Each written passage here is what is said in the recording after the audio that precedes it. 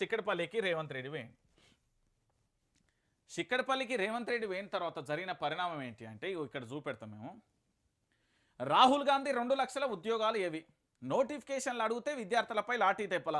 ఇదేనా మీరు చెప్పిన మెహబూబ్కి దుకాన్? ఉర్దూ యూనివర్సిటీ భూముల అన్యాక్రాంతంపై ఎందుకు స్పందించరు? మీకు చిత్తశుద్ధి ఉంటే నోటిఫికేషన్లు వేయించండి. BRS working president KTR. ఇక తెలుసు కదా, రాష్ట్ర ఐటీ పరిశ్రమల శాఖ మంత్రి శ్రీధర్ బాబు. చాలామందికి తెలియకపోవచ్చు, మళ్ళీ తెలుసుకోరు. ఎందుకంటే ఆయన డిజిగ్నేషన్ చాలా, అసలు ఐటీ పురపాలక శాఖకు సంబంధించి ఐటీ పరిశ్రమల శాఖ మంత్రి ఉన్నారు అనేది చాలా తక్కువ తెలుసు. సో ఒకసారి చూడండి. నిరుద్యోగులపై బీఆర్ఎస్ మొసలి కన్నీరు. అధికారం పోగానే ఇప్పుడు గుర్తుకొచ్చారా? 10 ఏళ్ళు వారిని వంచిన చరిత్ర గులాబీ లీడర్లది. నోటిఫికేషన్లతో ఊరించి పరీక్షల పేరుతో వేధించింది మీరు కాదా? మీ చేష్టలు చూసి తెలంగాణ సమాజం నవ్వుకుంటోంది. ఎవరన్నారు ఇది? ఐటీ పరిశ్రమల శాఖ మంత్రి శ్రీధర్ బాబు. అయ్యా శ్రీధర్ బాబు గారు, ఐటీ పరిశ్రమల శాఖ మంత్రిగా ప్రమాణ స్వీకారం చేసినావు. దేని మీద చేసినావు? ఆత్మసాక్షిగా చేసినావో, భగవద్గీత చేసినావో, లేకపోతే రాజ్యాంగం మీద చేసినావు, ఇంకొక మాట. మరి ప్రమాణ స్వీకారం చేసినప్పటి నుండి మీకన్నా చిత్తశుద్ధి ఉండాలి కదా. ఏడాదికి 2 లక్షల ఉద్యోగాలు ఇస్తా అని చెప్పినావు, ఏడపోయినాయి? నీ జాబ్ క్యాలెండర్ ఏది?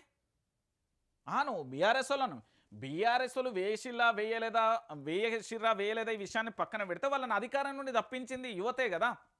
మరి మీరేం చేస్తున్నారు? గడ్డి వీక్తున్నారా? కోడిగుడ్డు మీద ఈకలు వీక్తున్నారా?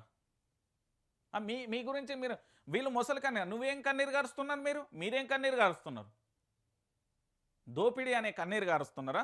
మరి దాని గురించి సమాధానం ఏది?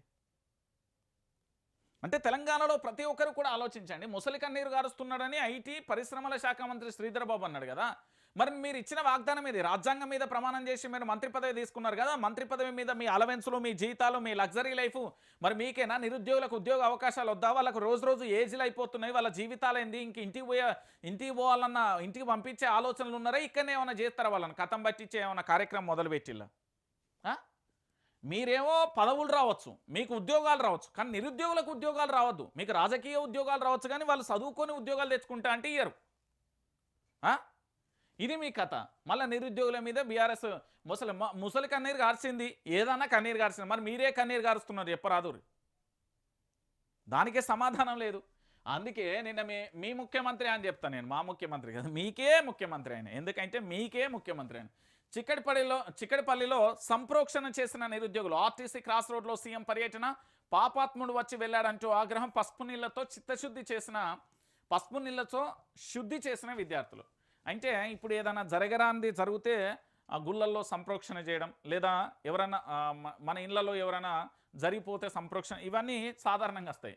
కానీ ఒక రాష్ట్ర ముఖ్యమంత్రి చిక్కడపల్లిలో రాహుల్ గాంధీ అనే టైం ఉండే, ఈ రాష్ట్రానికి సంబంధించిన ముఖ్యమంత్రి ఉండే, వాళ్ళు కాక ముందుకు ఆడికి వెళ్ళి బిర్యానీ దీని హోటళ్ళల్లో నిరుద్యోగుల పక్షాన ఉంటాం, మీకోసం చేస్తామని ఒక ఆయన అన్నాడు. ఆయన పేరు రాహుల్ గాంధీ రేవంత్ రెడ్డి.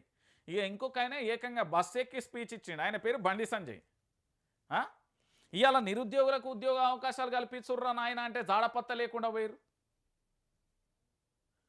నిరుద్యోగ యువత మిమ్మల్ని పాపాత్ముడుగా చూస్తున్నది.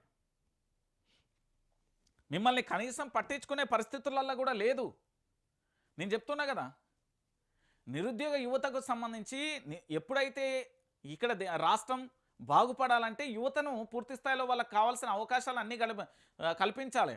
వాళ్ళ ఉద్యోగ విషయంలో అయితే, విద్యా విషయంలో అయితే, అన్నిట్లా మౌలిక సదుపాయాల విషయంలోనైతే, లైబ్రరీ విషయంలోనైతేనే, నోటిఫికేషన్ల విషయంలో ఎవ్రీథింగ్ వాళ్ళకు సాయం చేయాల్సిన బాధ్యత ఉంటుంది. కానీ జాడపత్త లేకుండా సంప్రోక్షణ కాదు. అసలు వాళ్ళని ఎట్లా ఇచ్చిపెట్టిల్లో వీళ్ళు నిరుద్యోగులు, అసలు ఇచ్చిపెట్టాల్సిన అవసరమే లేదు. ఇక చూడు, ఈయన ఏమంటాడు? కాంగ్రెస్ ఎమ్మెల్యే వినోద్ అనుచరుడు బెదిరింపులు, అక్రమాలపై వార్తలు రాసిన